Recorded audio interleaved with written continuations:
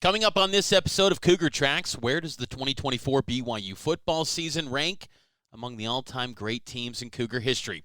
I'll give you my list here on Cougar Tracks. Oh, yeah, baby. You know, Mitch. They love their Cougars. Big 12 open for business. Welcome on in, Cougar Tracks podcast, powered by KSLSports.com. I'm your BYU insider, Mitch Harper. It's been a busy week for Cougar sports. BYU basketball, of course, in the swing of things, currently on a 3-game skid. They're looking to end that coming up Tuesday night against Oklahoma State. And then BYU football. Cougs wrapped up an incredible season in 2024. I'll share with you my thoughts on where that season ranks in the all-time great years in BYU football history. Also some recruiting news for BYU football as well. That's where I'll start things off. McKay Madsen commits to BYU football. What a get for the Cougars. McKay Madsen is a big-time prospect for BYU football. Highest-rated recruit in the 2025 class for BYU. 4-star prospect commits to BYU at the All-American Bowl down in San Antonio, Texas. Man, the Alamo Dome's been a great spot for BYU. Falatau Satuala, the Alamo Bowl, and then McKay Madsen. McKay Madsen had it down to BYU, Oregon, and UCLA. 6'1", 230-pound linebacker / running back out of Clovis, California. He's going to serve a mission for the Church of Jesus Christ of Latter-day Saints for 2 years before enrolling at BYU. But this guy's big time. He is going to be an impact player, and to me, I don't think you rule out any position for him. I think he's the type of athlete, how gifted of an athlete that he is. If you feel like he's best served at running back, play him at running back. Don't pigeonhole him into just one position and say, he's got to play this. Look, I think you leave it open. And I think it was smart by BYU coaches to pursue him from both angles with Harvey Unga and Justin Enna. And also, too, the pull of BYU, I think this goes beyond on-field success for McKay Madsen. I think it was a nice cherry on top. I think BYU would have been in the mix no matter what, but BYU gave the proof of concept that they can win at a high level. And to take down Oregon in a recruiting battle, that's pretty underrated. When Oregon is the hot commodity in recruiting, when you hear about NIL and transfer portal and high school recruiting, Oregon's it. I mean, they are elite among the elite in terms of budgets, in terms of money to spend, and acquiring talent. Dan Lanning's doing a fantastic job. He was a great recruiter at Georgia, and he's doing a great job at Oregon, and their resources are committed to going to playoffs on an annual basis and contending eventually for a national title. So I think this is a massive win for BYU, and it's one that Cougar fans should be excited for. I know that it can be easy to say, oh, I've been burned so many times. These recruits, they don't live up to the hype, but I think McKay Madsen's going to be a really good player. It's going to be a long time, though, before we see him in action. Don't get it twisted. I mean, it's going to be quite a few years away until we actually see him line up and take a snap at BYU. I mean, at the long term, it could be 2028, as early as 2027. But still a big-time get. And back-to-back years, BYU gets an All-American Bowl commitment down in San Antonio. Signing day coming up at the first week of February. BYU's got commits with Jacob Nye and McKay Madsen that could be formally announced coming up in February, but the recruiting never sleeps. 2026 is the work where most BYU coaches are focusing in on that now, and I think that's one of my favorite things about the early signing period. I know there's so much blowback about having that in December, and I would be okay with easing up the December workload for coaching staffs in these college programs. I love the new proposal from the AFCA having a 10-day transfer portal window from January 2nd to January 12th. I like that, and then just ditch the spring portal window, ditch that. Even though I'm okay with a spring window because I think there's still a little bit of necessity with position battles being lost and guys wanting opportunities to play. I think there's still value for that, but if you want to ditch it, I'm okay with that. 10-day window, maximize that time, get after it, go do the thing. I like that. And then December becomes all about what we grew accustomed to, focusing on the bowl season and a pursuit for a national title. That's what it should be about. This, who's in, who's out. It's pretty crazy. I mean, it's crazy to think that BYU added a player in Tausili Akana from Texas out of the transfer portal. His team was still going and competed in the college football playoff and was in the semifinals just a week ago. He could have been part of that run, but because of the nature of the portal and spots being occupied and you want to find your next landing spot for the next year, that luxury wasn't afforded to him to be able to kind of experience that run. Even though he wasn't maybe making an impact much on the field, he probably created a lot of, friendships and relationships in that program that he wanted to see it out. But you don't have that luxury for these players to actually do that. They have to leave early.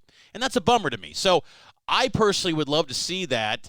But I do like the early signing period being, earlier than February. I'm okay with that. I've always been a proponent of maybe either let them sign whenever. When they're ready to lock it down, sign. I think we need to eventually get to that point, especially in the revenue sharing era. Draw out the documents, let them sign. I'd say from July 1 before their senior year up until April, when the regular signing period ends, let them sign anytime during there. Don't get signatures as juniors and sophomores in high school. Don't do that. But that senior year, from July 1 to about April 15th, let them sign whenever. That's what I would be a proponent of. And then if you want to have an early signing date, sure, let it be. But these signing days are no longer mega events anymore. They used to be where you'd have this massive luncheon and you'd have this big celebratory thing. And, it used to be a big deal at BYU. Now it's just kind of a business-like day. But McKay Madsen is not just business-like. That's a big-time get. And I think BYU hopes that becomes more business-like, getting prospects like him. Talking about top 200 prospect in the 24/7 Sports rankings, 4-star recruit. Huge get for BYU. Okay, I teased it earlier. Where does this BYU football team in 2024 rank in the all-time great teams in BYU football history? I've been thinking about this a lot. And the reason is because this is such a unique year. And I'm glad that the Alamo Bowl performance happened because it validates that this was one of the great teams. Even had they lost, I still would have said that this was one of the great teams when you factor in so many different things about this season. But I just think this was the cherry on top, that Alamo Bowl performance. But I didn't want to get reactionary with, this is the greatest team ever, the best that.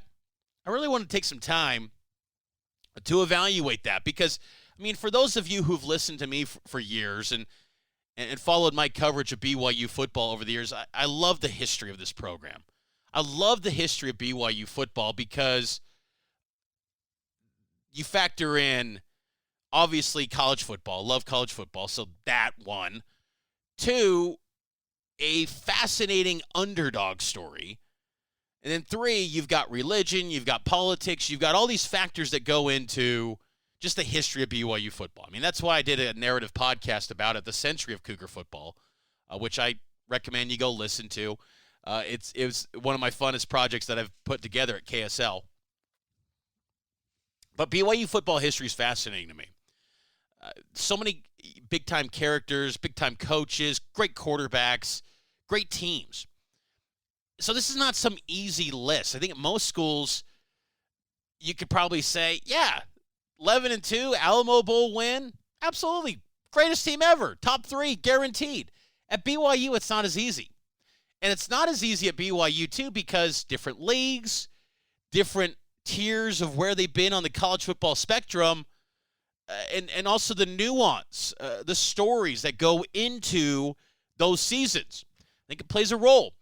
So here's my list. I'm going to roll out my top 10. I'll have this on KSLSports.com. I'm going to roll out the full story on Monday night after the national championship game when the official final AP Top 25 ranking comes out after Notre Dame and Ohio State square off.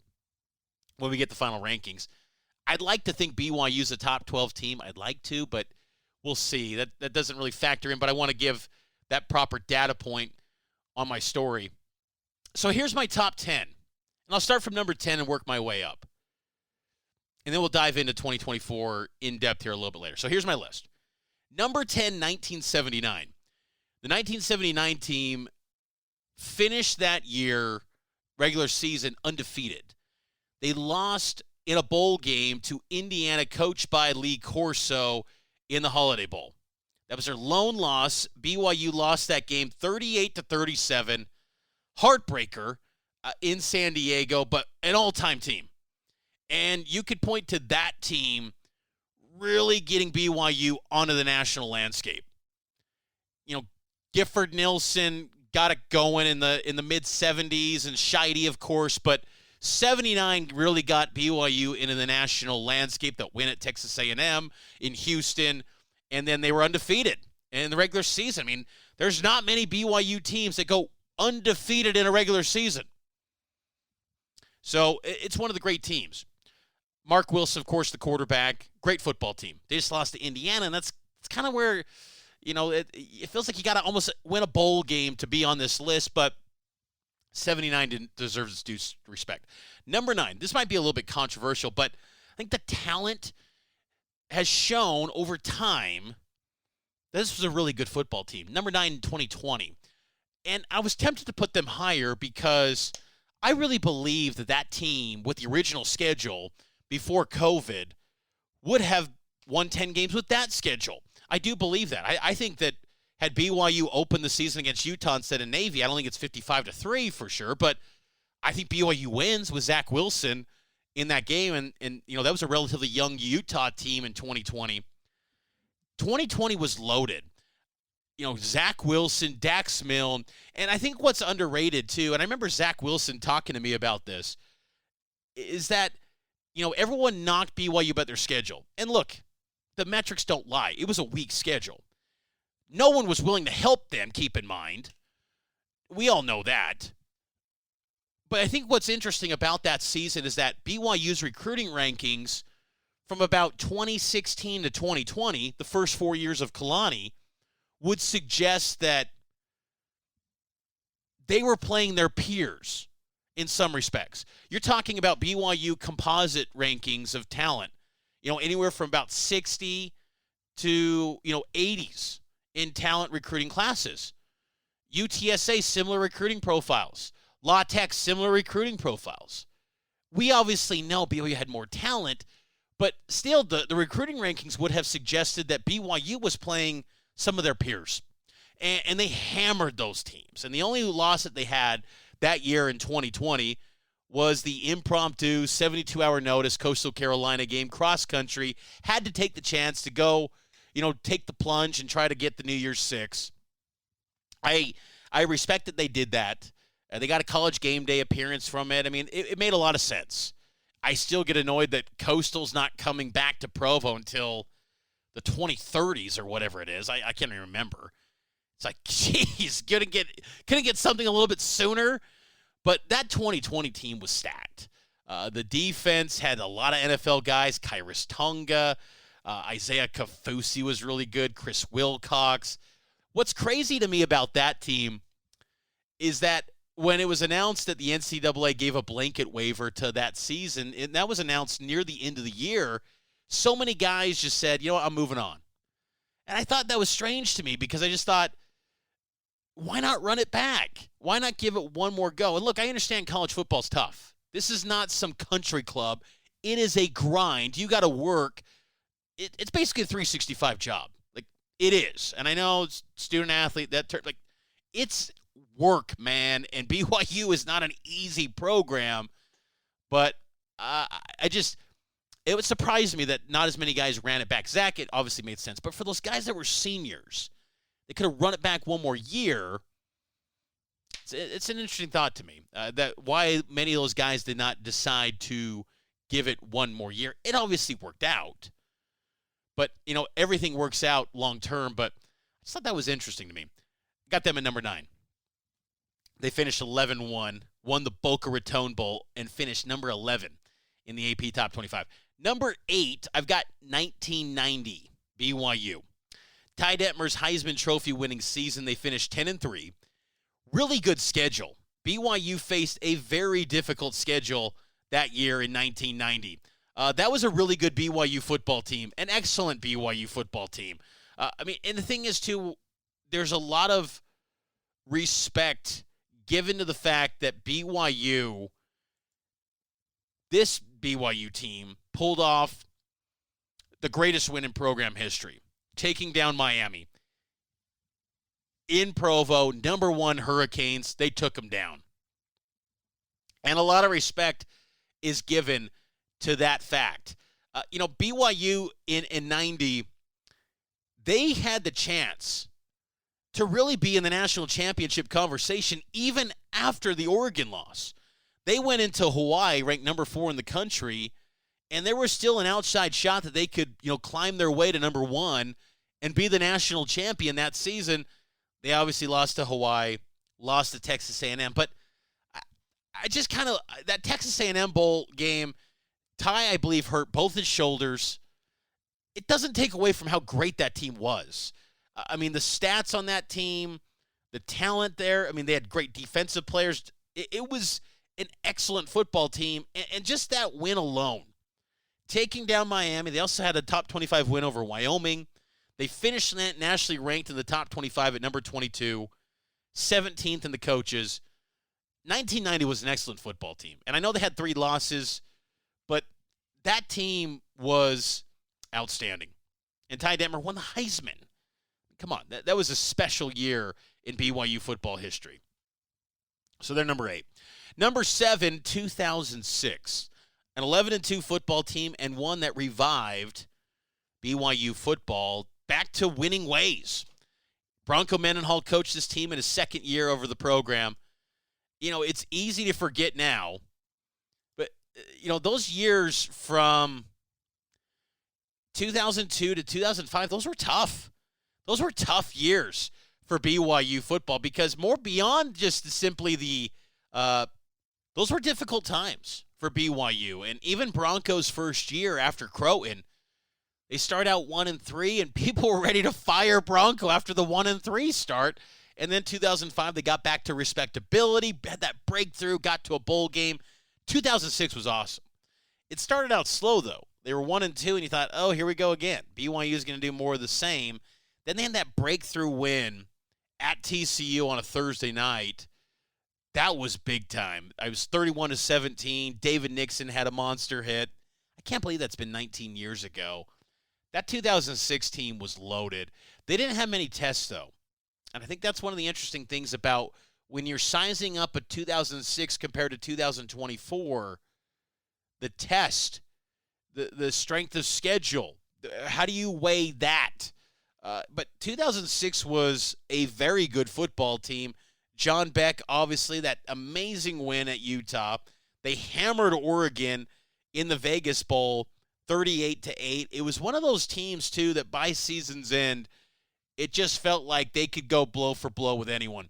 And you kind of wonder, back then, in a 12-team playoff era, what that team could have done with Group of 5 non-BCS access back then. Because by season's end, that team was so confident and playing at such a high level, and they had talent and superstars at the key spots. The depth, though, was, I think, probably in question a little bit. But, think about Beck, Curtis Brown, Johnny Harleen. Jan Jorgensen was emerging as a star. David Nixon, Brian Keel, Kelly Papinga. Justin Robinson was a really good cornerback. They had Jake Caressa on the offensive line. That was an excellent football team. Talent-wise, top shelf, and they stayed healthy. Really good football team. Number 6, 2024. I've got BYU from this past season at number 6. And this team, to me, of all the teams on BYU's greatest teams, this one has the best depth. I've said before, and I'll say it again, the top 22 on the 2024 team maybe isn't as elite as some of those other teams, like 2006, 2009, 1983, 1990. But the entire roster in 2024 was very sound, was solid. It was underrated. But BYU had to turn this, depth in key spots, and they performed. Most notably, Bruce Mitchell stepped into a key spot in replace of Connor Pay, didn't skip a beat. BYU was outstanding. Bruce Mitchell even had that big game against Kansas State. This team got answers from so many guys in the second, third, and to some degree the fourth string when you look at the running back position. 2024 was a very good football team, an excellent team. And that capper in the Alamo Bowl just validated everything that this team was. So I've got them at number 6, and I'll talk a little bit more about them coming up later. Number 5, 2009. 2009, I put higher than 06. I think there was more depth. I think they faced a tougher schedule. They had better top-end wins. And I think Max Hall was a better BYU quarterback than Beck. John Beck had better, I think, just raw talent tools than Max Hall. Max Hall, though, as a college quarterback, was just a dog and a winner, and he had great tools, too. The guy put up massive numbers at BYU. I just think he was slightly better. And I think the triplets, if you will, of Hall, Harvey Unga, Dennis Pitta, that's elite. I mean, those 3 guys, and Jan Jorgensen at the end, those 4 are maybe some of the best to ever do it at their positions. And there's not many teams that have that to say about the group. Now, obviously, when I rank these teams, you factor in championships and bowls and rankings and things like that too, but I love the personnel side of it too. And 2009 was outstanding. And you go back to that Oklahoma game in 03 or 2009, number 3 Oklahoma in Jerry's World, first ever game played there. Actually, it might have been second game because I remember like a couple days before Bingham High played in that stadium with Harvey Longy, but I digress. BYU defensively, that was one of the best defensive performances I've ever seen from a BYU football team in my life. And man, they had talent. And the one thing that's interesting about 2009, though, is their losses, they got hammered, and they were at home. Florida State and TCU. Now, TCU was legit in 2009. They were, that 2-year run they had, that really they had a 5-year run, but 2009, 2010 for TCU, they were a juggernaut. I would have said they were probably the best football team in America in one of those years, maybe both those years. TCU was outstanding. The Florida State loss will just live in BYU lore of just, how do you lose that game? But I think some of the wins outweigh. And then you remember you beat a nationally ranked Oregon State team who was 1 win away from the Rose Bowl. They end up in the Vegas Bowl, and BYU crushed them. I love that 2009 team. And it was kind of the end to the capper of a incredible run that in the moment, I think people thought you would just replicate over and over and over again. But really, that was an incredible run that BYU had for a 4-year stretch there from 06 to 09. Number 2009, goes to number 5 on this list. Okay, top 4. Number 4 is 1980. These teams are tough to beat in the history of BYU football. You've got incredible record-setting players. 1980 had Jim McMahon. They won the first ever bowl game in BYU football history, taking down SMU, who was legit. Eric Dickerson, Craig James, like SMU. When they were the Pony Express, they took that down in miracle fashion. And the climb, too.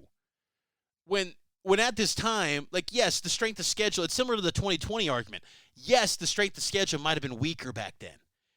But BYU's recruiting pool wasn't as deep as it is now. BYU had a lot of non-LDS guys back then.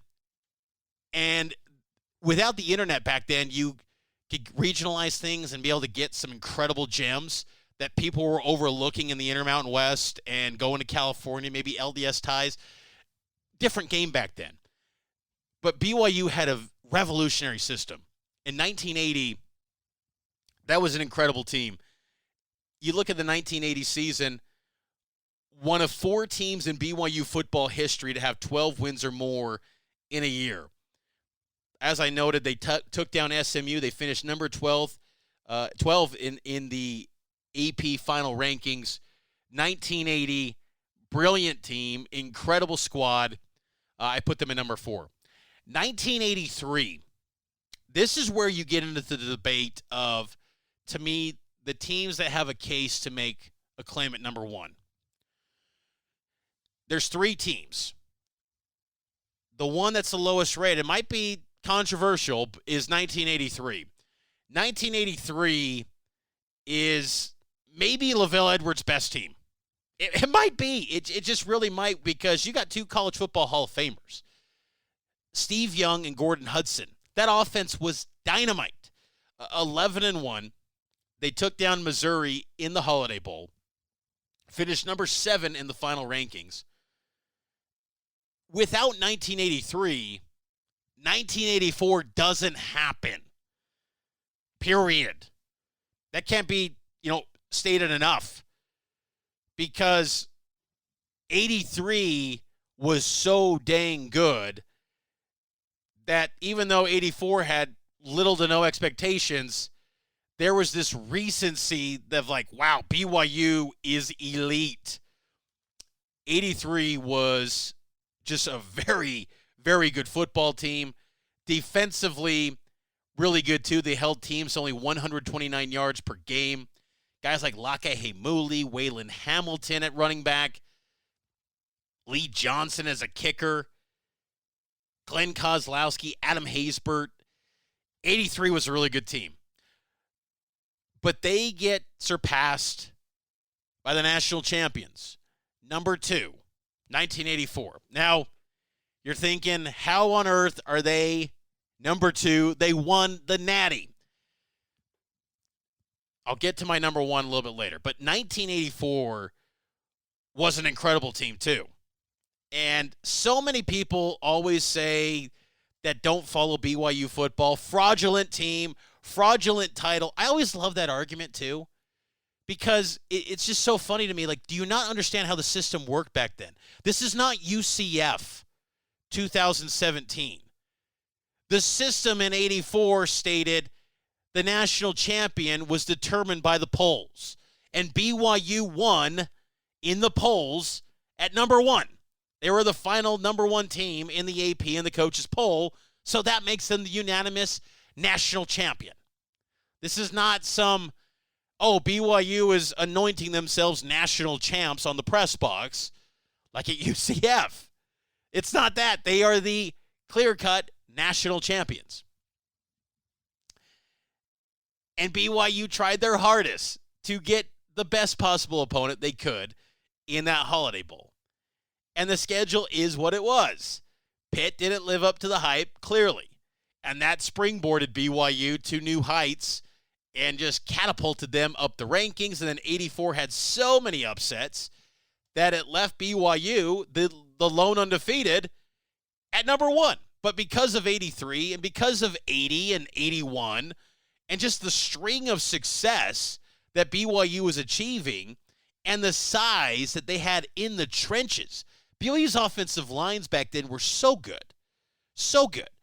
And they had so much NFL talent, too, that just kind of gets forgotten over time. As people like to say, it was a fake title. Leon White, Kurt Gouveia, these were NFL studs. Robbie Bosco was a third-round draft pick. I mean, Glenn Kozlowski, so many talented players on this 84 team. National champions, Holiday Bowl champs. They took down Michigan. WAC champions, finished number one. The lone team to finish undefeated. My number one team, though, didn't finish undefeated. But dang, they were good. They were elite. 1996. Maybe it's a little bit of a case of nostalgia. Maybe. I'll factor that in. But I really look at that 1996 team, and that was an incredible team when you talk about depth, the roster, the talent. They had strengths everywhere. The cornerbacks were legit. And I bring up cornerback because that's always been the position historically back in the day where it's like, oh, BYU never has cornerbacks. They had those. I mean, they had studs. They had Tim McTire. They had Omar the Blanket Morgan. They had Steve Sarkisian at quarterback. And there's a lot of similarities in many respects to 96 and 2024. Both teams, the previous year, missed a bowl game. And in 95, that was epic failure. First time that had happened in 20-something years. I think 19, something like that, for BYU. It was, you don't miss a bowl game at BYU. So JUCO transfer from California wearing number 12, Steve Sarkisian, was questioned. Is he the guy? Focused on roster retention. Obviously no NIL back then, but they focused from within. 2024, JUCO transfer, quarterback out of California wearing the number 12, non-LDS guy. Focused on roster retention. Had a big performance to end the previous year. Steve Sarkisian went 31-34 at Fresno in 95. Carried that momentum into 1996. Jake Retzlaff had a really good performance against Oklahoma State. Carried that momentum into 2024. There's some similarities. And 96, though, Larry Moore, John Tate, gosh, that talent, that team was good. They were so good. And they had that one blemish at Washington in 1996, but you think about the teams they took down. They took down Texas A&M in the Pigskin Classic. They beat nationally ranked Wyoming in the WAC championship. They won at Utah. They beat Kansas State in the Cotton Bowl. First ever New Year's Day bowl game for BYU. So I think that's also a factor, too, that went into my decision with the 96 team, was that the bowl opponent was better than the 1984 team. Kansas State was really good. They were motivated. I mean, 84 Michigan was motivated, too. That whole narrative about motivation back then wasn't as much of a thing in bowl games. But I think Kansas State was a better bowl opponent than Michigan in 84. Michigan was really good that year at the beginning, and then they teetered out and became just kind of a 6-5 football team. K-State was really good. They were on the climb. That was from the days of Bill Snyder and the foundation, and they were building that thing up. I mean, 96 was kind of the beginning of an incredible run that Kansas State went on, where they were an annual 9, 10, 11 wins every single year. 1996, incredible team, finished number 5 in the final rankings. Ronnie Jenkins at running back, Brian McKenzie, Marcotte Tuwaya. Gosh, they were a good football team. They had so many studs, too. Every position. They were loaded. And I just think that that's a group, they had no weakness. And I wish there could have been a playoff in that era, because I just really believe that team could have done something pretty special. The receivers, K.O. Louie. Tight ends, you had Atula Mealy, Chad Lewis. I mean, those were probably the two best tight ends in college football. When Atula Mealy went down in the 96 WAC championship game, that was just heartbreak. That was heartbreaking. James Dye in the return game. No weaknesses. That team was stacked. And 2024, again, going back to them, there's a lot of similarities to that 96 team. I think with the 2024 team, there's a case to be made that they could be number 3, number 4, maybe. I still think, though, the collapse late, the loss to Kansas, the loss to ASU, that no-show in the first half against ASU, and I know that's rumor mill reasons why there.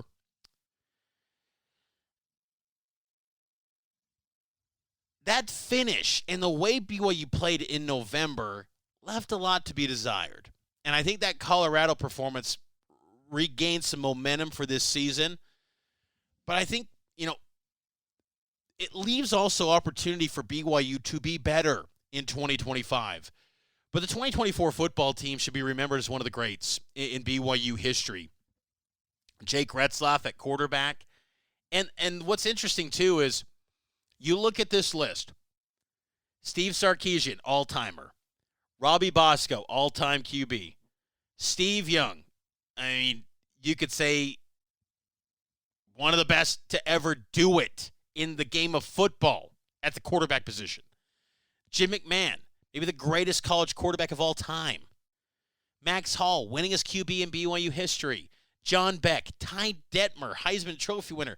Zach Wilson, Mark Wilson.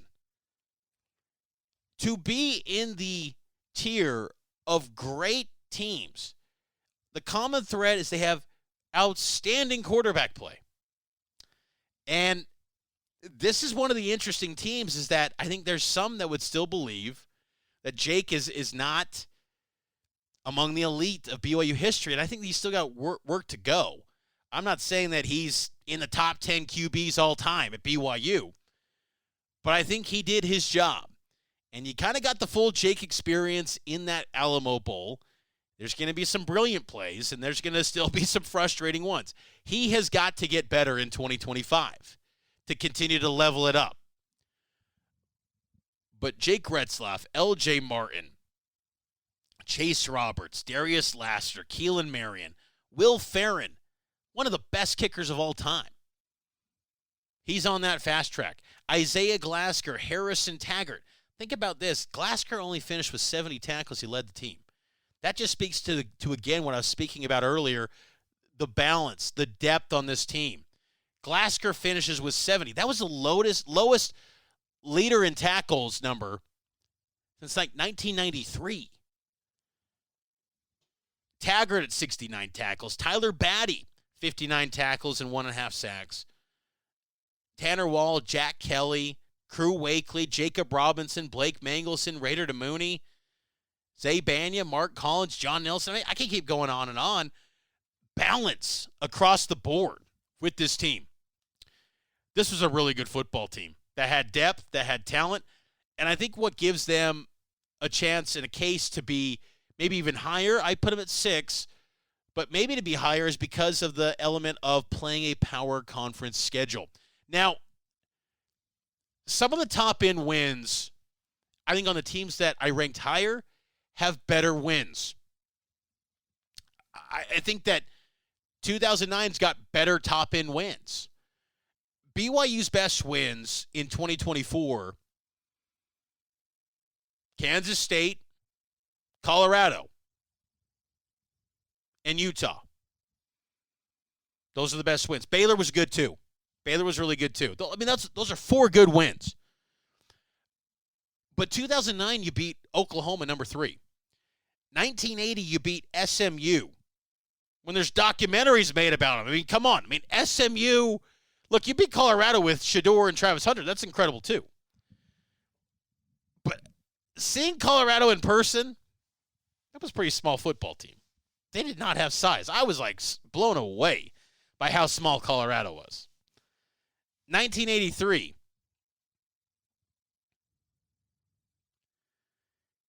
An offensive juggernaut, paired up with a really good defense, too. 1984, you won it all. You won the title. I mean, you can't put 2024 above that. Because aside from the Alamo Bowl, you didn't win the Big 12. If you win the Big 12, you're in that conversation to be near 84, 1996, and 83 range if you win the Big 12 or if you get to the playoff. You didn't, though. 1996, you win the WAC, you win the Cotton Bowl, New Year's Day championship. So that's a little bit of line of thinking there, and I think the top-end wins, I think, were a little bit better in some of these seasons, but no one can argue about the week-in, week-out grind that BYU navigated to get to 11-2 in 2024. I know that Oklahoma State ended up 0-9 in Big 12 play, but in that moment on October 18th, they were fresh, they were healthy, they were ready to go coming out of a bye week, and they looked like the best version of themselves with Ollie Gordon. BYU took the absolute best haymaker Oklahoma State could have thrown in 2024, and BYU still won that game. No one will ever break it down like that. They'll just say, oh, you beat a winless Oklahoma State team. But in that moment, that was a big-time win. UCF, you were an underdog, and you hammered them. So, but those losses, though, and the way BYU played in November left a lot to be desired. Even that Houston game. The Houston game in the second half, I'm like, guys, do you want to win? Like, I know that you lost out on the Big 12 championship game, but you can't go down losing this game, folks. So I put it at number 6. But to once be the preseason number 13 team in the Big 12, and then at season's end to finish 11-2, 7-2 in the Big 12, and to emerge as one of the greatest teams in BYU football history in a year that was the 100th season in BYU football, that's all-time stuff. I mean, this isn't some program that's been 50 years, 40 years, and cracking the top 10 isn't that big. I mean, you got 100 years of body of work to deal with here. And 2024 is in that top 10. Well-deserved. They go down as one of the great teams in BYU football history, and they got the chance to return a lot of it coming up in the 2025 season. That's going to do it for this edition of the Cougar Tracks podcast. I hope all of you enjoyed it. Make sure to subscribe to the show, leave a 5-star rating and a review. It helps out the show a ton, and I'll talk to you next time here on the Cougar Tracks podcast. That's powered by KSLSports.com.